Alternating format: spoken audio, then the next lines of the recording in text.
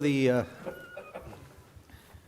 Housing and, let's see, Housing and Redevelopment Authority Board for January 28th.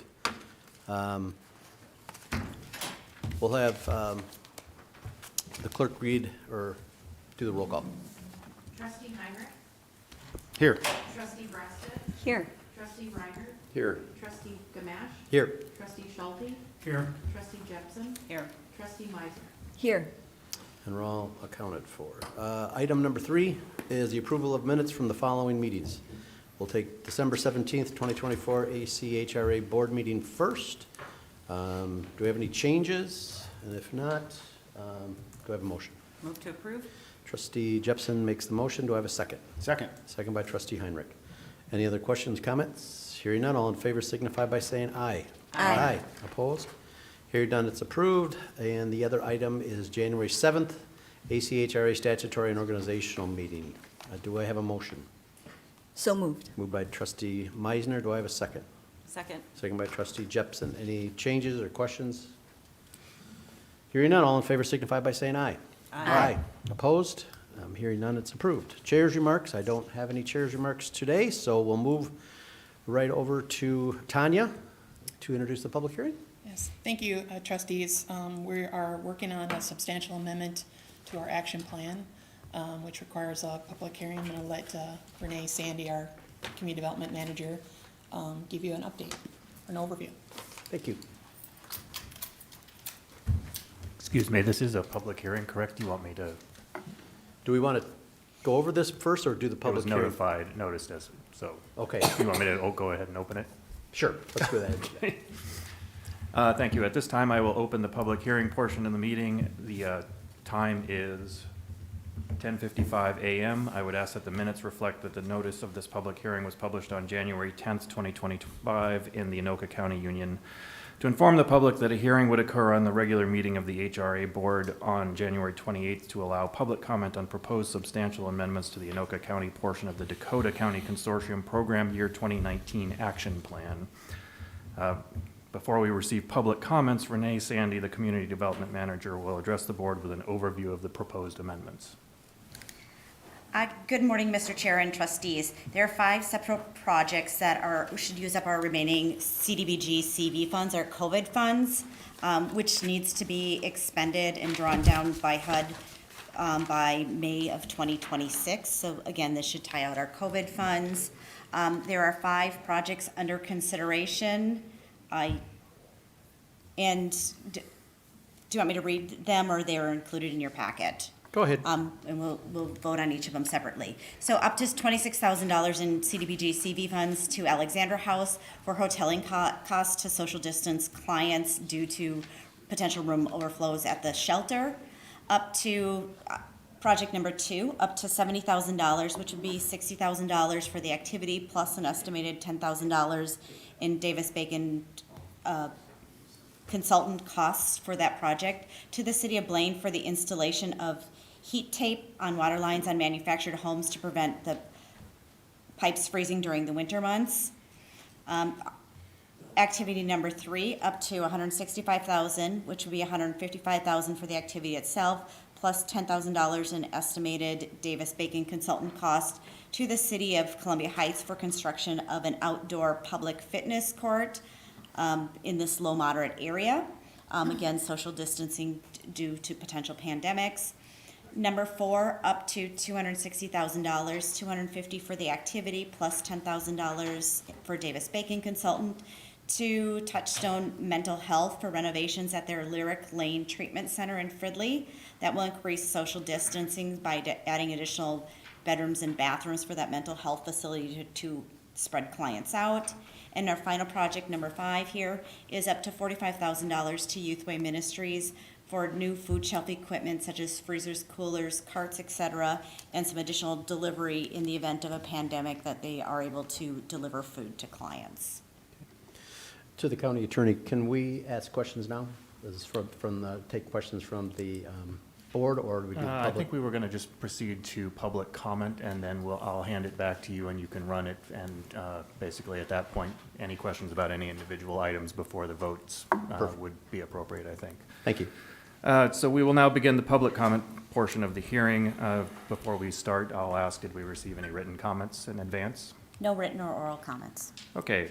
If there are any members of the public who wish to provide comments, now is your opportunity. Please take turns stepping up to the podium and state your name and the agency or program that you represent before addressing the Board of Trustees. Are there any members of the public who would like to address the board?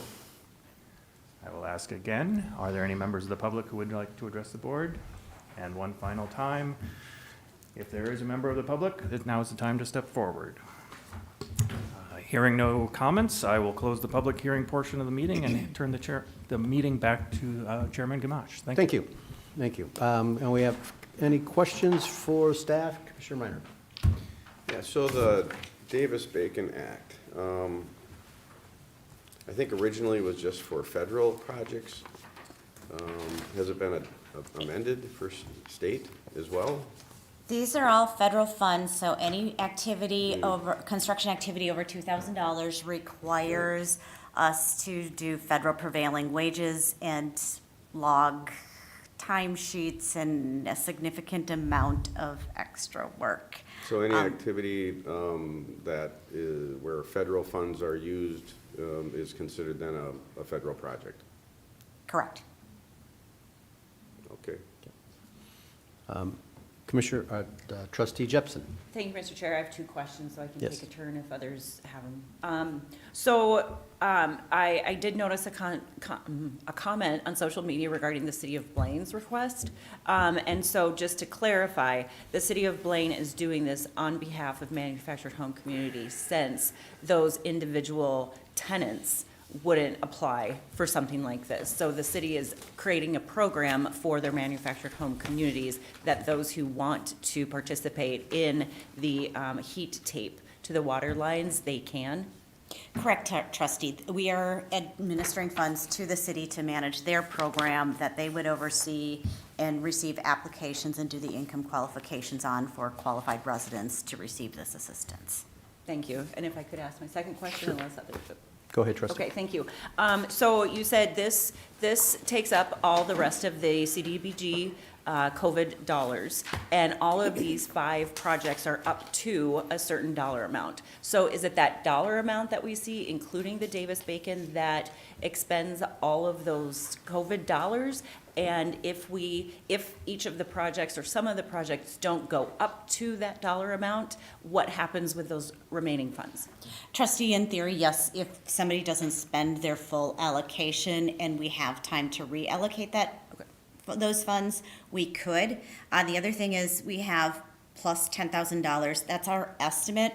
And so let's say the City of Columbia Heights, their Davis-Bacon consultant bill comes in, she bills us at $4,500. In theory, if they have $6,500 in reimbursable expenses, we can go up to that full amount for this activity.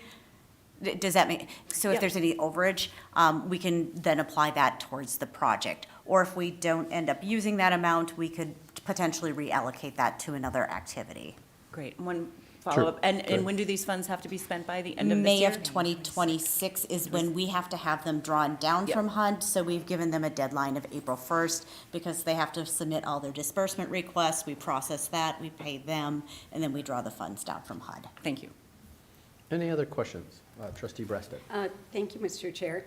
I have to say, when I was reading through them, the heat tape, it sounded very questionable. Not sure if this is a great use of that money. Then still the social distancing. Most places aren't making you wait in line 6 feet apart from one another. So wondering why so many are still, coming to the county for funds for social distancing. It meets the HUD tieback of prevention for future pandemics. So again, it's in the anticipation of future pandemics. And again, the rules for this were written, obviously, during the pandemic. We were given the deadline of May of 2026 to expend the funds. Back to your question on the heat tape, we're tying it as a health and sanitation thing. If you don't have running water in your manufactured home, you can't bathe or wash your hands, thus can contribute to the spread of communicable diseases. just to follow up, some of the comments were, on point with what Commissioner Jepson was saying. It's like, people feel that it seems like it should be that homeowners, if they own the manufactured home, their responsibility to go underneath and put on the tape.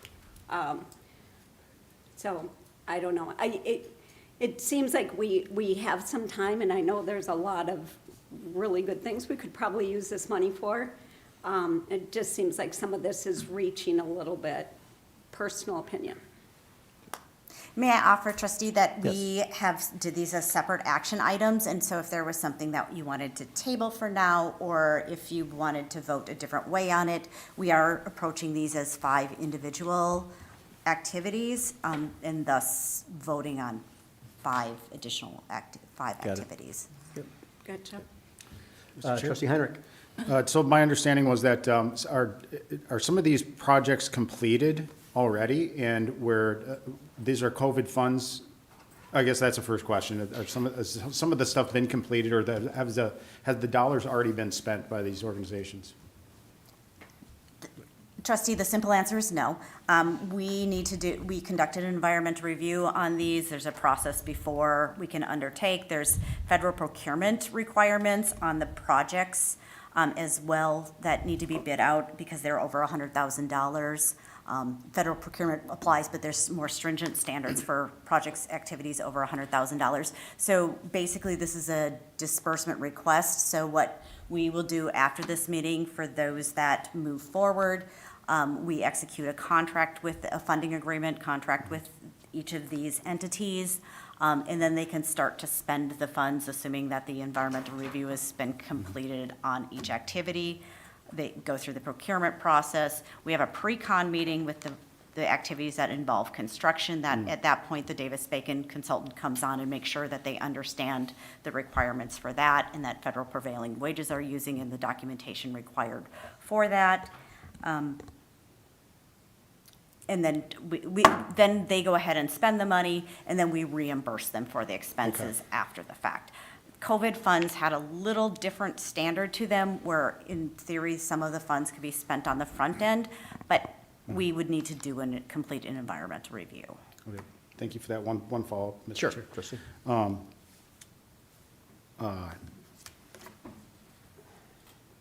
Come back to me, Mr. Chair. Okay. Okay. Trustee Meisner?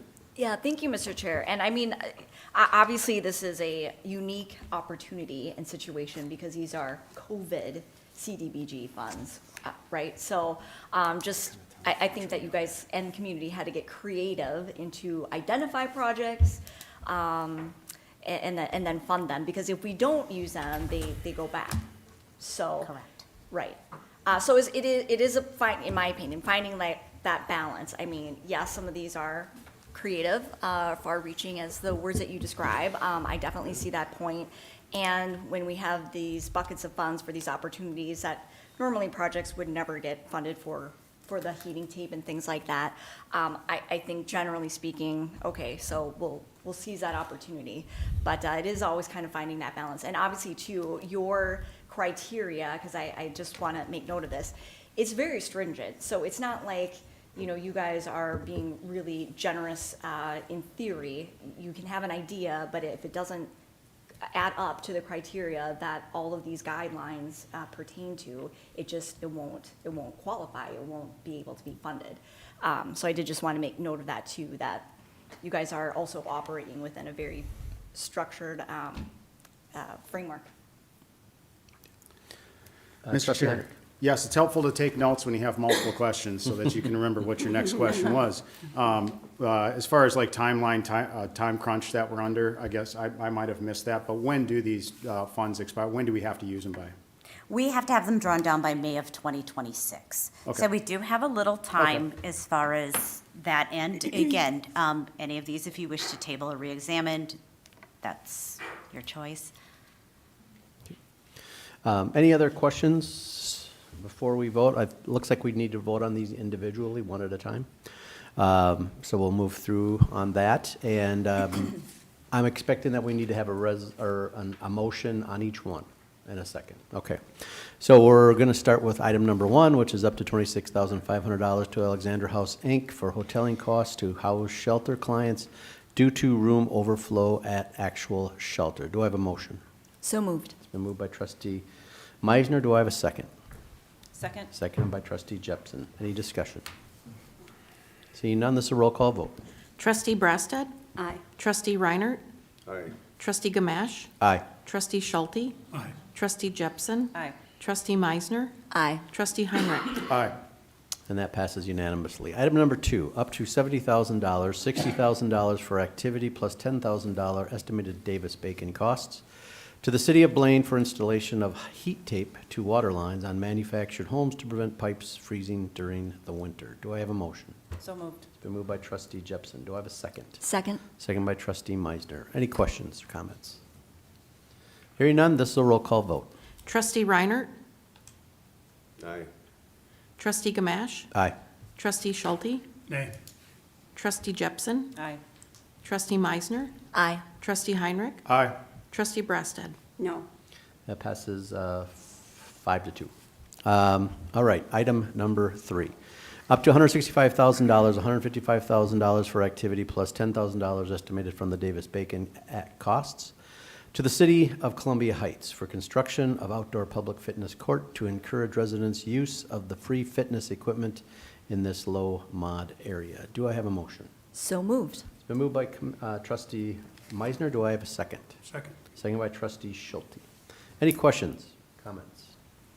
Hearing none, this is a roll call vote.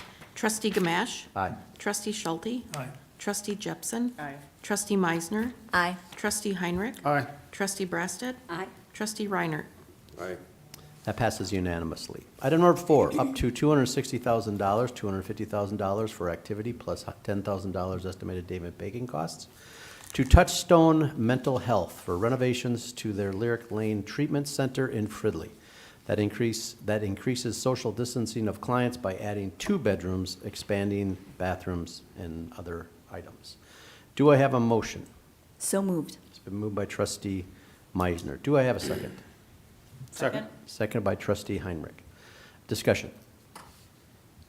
Hearing none, this is a roll call vote. Trustee Schulte? Aye. Trustee Jepson? Aye. Trustee Meisner? Aye. Trustee Heinrich? Aye. Trustee Brasted? Aye. Trustee Reinert? Aye. Trustee Gamache? Aye.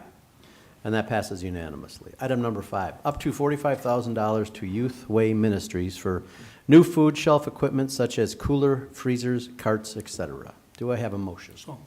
Then moved by trustee Schulte. Do I have a second? Second. Second by trustee Brasted. Any questions or comments? Hearing none, this is a roll call vote. Trustee Jepson? Aye. Trustee Meisner? Aye. Trustee Heinrich? Aye. Trustee Brasted? Aye. Trustee Reinert? Trustee Gamache? Aye. Trustee Schulte? Aye. And that passes unanimously. That is all for these items, and I believe that is all to come before the HRA today. If there's nothing else, we are adjourned. Can I have one quick comment? Oh, sure. I'm going to be notifying y'all in the next month here to go over our CDBG funding request for PY 2025. We will have another public hearing likely in March for those activities. It is also our 5-year plan at that time will go before you. So just wanting to give you a heads up, if you see an email from me, it's me wanting to meet with you individually to discuss our PY 25 funding requests. Thank you. Any questions? Okay, we're adjourned. Oops, Jim, before we adjourn.